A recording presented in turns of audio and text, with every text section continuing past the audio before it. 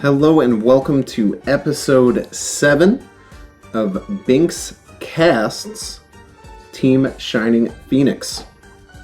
So we lost out of winners and we are now in a winner take all losers bracket.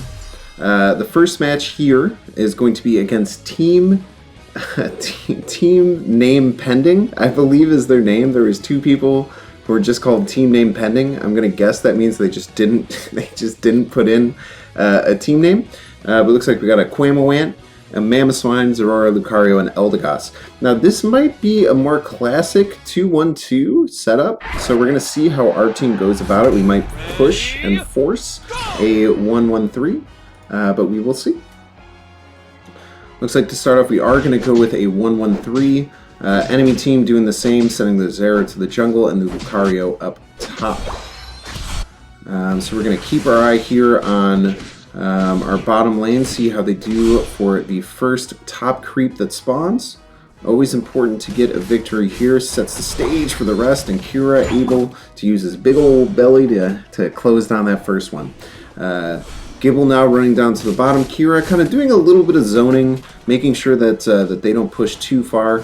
A little bit scary, got kind of low on health, but able to just kind of take a nice little snooze up top. Let's check up on top lane. Dan the Man looking to do a lot better than he did last time up here in the top lane, hopefully against a slightly worse Lucario. Last game definitely made huge improvements, and we're going to actually check out Booker going after this Lucario one-on-one. Is he going to be able to communicate and get the second one down here? Lucario's still kind of hanging out up top. And scoring, a little bit of a miscommunication, I would say there. Maybe we're gonna try and go and score a goal here, but gotta stay high on your health, Booker. Very close, very close. Down to the bottom, fighting over the bees. No kills, but looks like Gold Daniel and Kira were forced off after a tough fight there. Everyone dancing around a little bit to heal up. Lucario Ditto's up top. Right now, very light on scoring for both teams, so nothing too out of the ordinary. Gibble almost up to level 5, and he does hit it. Level 6 is where he's going to become a much bigger force down at the bottom. Really even game here. Nothing that's too push or pull on the top. Doesn't look like there's been really many kills to speak of. Ooh, the Lucario Ditto up here on top. Let's see, is he going to be able to make some action happen? He's going to try and get a score. But if they can double up here, not enough damage output. Let's see how we're doing here. 750 Bs about to come in. 720 Bs. My bad. So just kind of holding down, hunkering down. Not sure if he knew that they were going to be right there waiting for him in the bush. But Kira trying to hold it down. Ooh, up top we see the Lucario trading with the Zera, and let's see if they can do a little bit of extra damage here. The Lucario wasn't going to have anything to throw in, and another kill up top. Absolutely fantastic play from both Booker and Dan the Man. I know they were probably hitting themselves a little bit after the last game, but they were just absolutely crushing the top lane right now.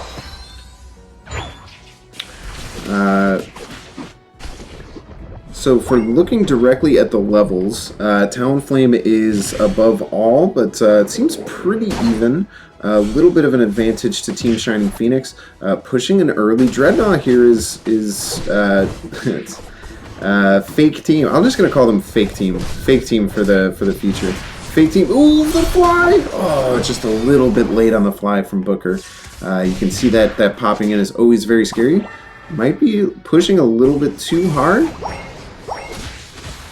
Booker trying to snag out, but Booker lost a little bit past the other team. Is the Zera going to be able to get on top of him? Yes, the Zera does end up closing it out. Dan the Man trying to get a little bit of compensation up top. Looks like we did get a Rotom going through. Oh, Tree needs to get back to base here. So we have two Lucarios kind of duking it out in the jungle. Booker coming back in, and then we have our bottom lane here just trying to hold up and gather a little bit until the next big team fight goes through. Should be a little bit of a break in the action. Very light scoring game. We did get a big score up top. but we kind of masked that with a loss of the Dreadnought. So that's always the big change early on. Ooh, great distraction done up on the goal zone by Kira to keep the enemies off the bees. Daniel has to get out of there though. That Mammoth Swine, if he was a Slowbro, would have gotten the kill, but unfortunately he's merely a Mammoth Swine. We're going to pop back over to the top, see how Dan the Man's handling this Quamo Ant. Looks like he has the berries to not be taking enough damage here. Gibble looking a little bit too far ahead. Suckerbunch, sorry. Oh, big kills coming out. Are they going to be able to get down to that Lucario? Does Booker have his fly available? Ooh. Garchomp, he saw blood in his eyes, and I tell you, I have seen that look from Ghoul Daniel. He just wanted that kill more than anything in the world.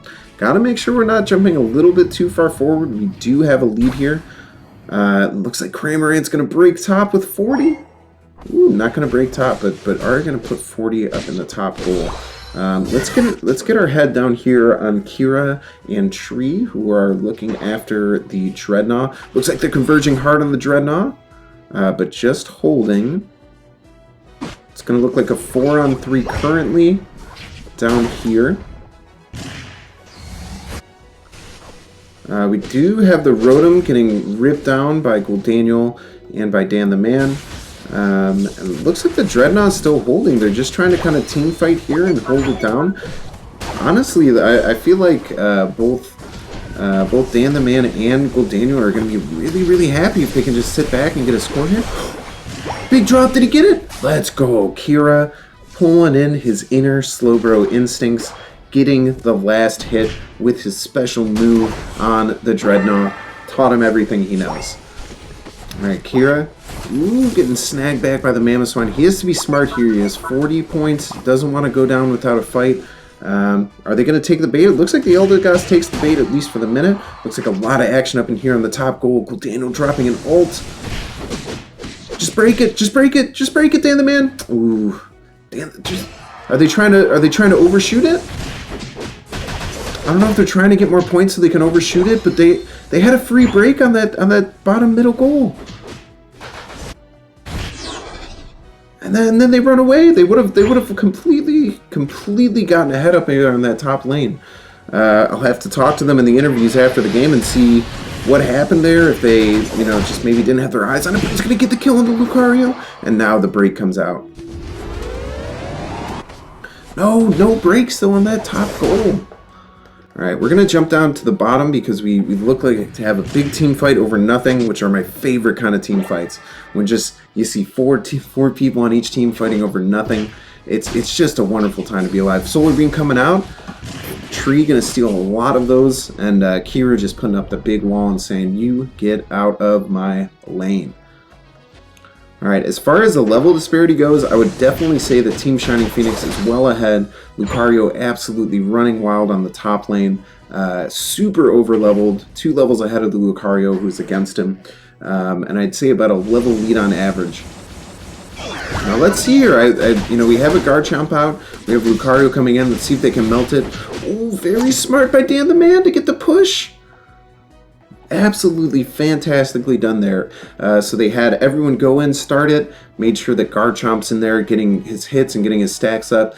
Notice the Lucario coming in from the bottom, probably trying for a power punch, and absolutely shreds them apart. And this team, they are just throwing at Zapdos. You absolutely love to see it. They don't give a shit. Yeah, we're up by 100, 200 points. We don't care. We're going to go in your goal and we're going to take your Zapdos. Oh, Ghoul Daniel goes down for his trouble, but maybe Dan the Man can pop in here. Lucario is fast enough so he can jump down, grab these extra points. Maybe get another 50-point score here at the end. Oh, what an absolute maniac. With 3 seconds left, he's going to do it, snagging 200 points right in the enemy goal. And if I know one thing about Dan the Man, I guarantee he's about to put the 17 in as well. Ooh, absolutely fantastic game from Team Shining Phoenix. Throws its app even though they're ahead by crazy amounts. That is really our team motto. We throw its app, we go in, and if we're going to win, we're going to win big. Now, might that be wrong? Might that be the absolute wrong decision to make at that time? It might be. But if we win Zapdos, we win the game. And that's what we know, and that's what we believe. Up 300 points here. It should just probably be kind of a kill frenzy as Team Shining, or Team Without a Name, Fake Team, sorry, tries to go in. Actually does get some good points going in up at the top. Tree getting the kill on the Eldegoss for his troubles. Still up by about 200 points, 300 points, so still feeling very confident. They definitely wanted to break that goal by a lot more than they did. And just eating. You can see down here on my bottom left, 350 points scored by Dan the Man, the only one sitting there at level 15. Absolute MVP performance. Oh, the only thing that keeps them from putting in a little bit more is that ult at the end. But hey, losers bracket, we are moving on. Team Shining Phoenix to the moon. This is BynX Casts, Team Shining Phoenix. Catch us on the next one.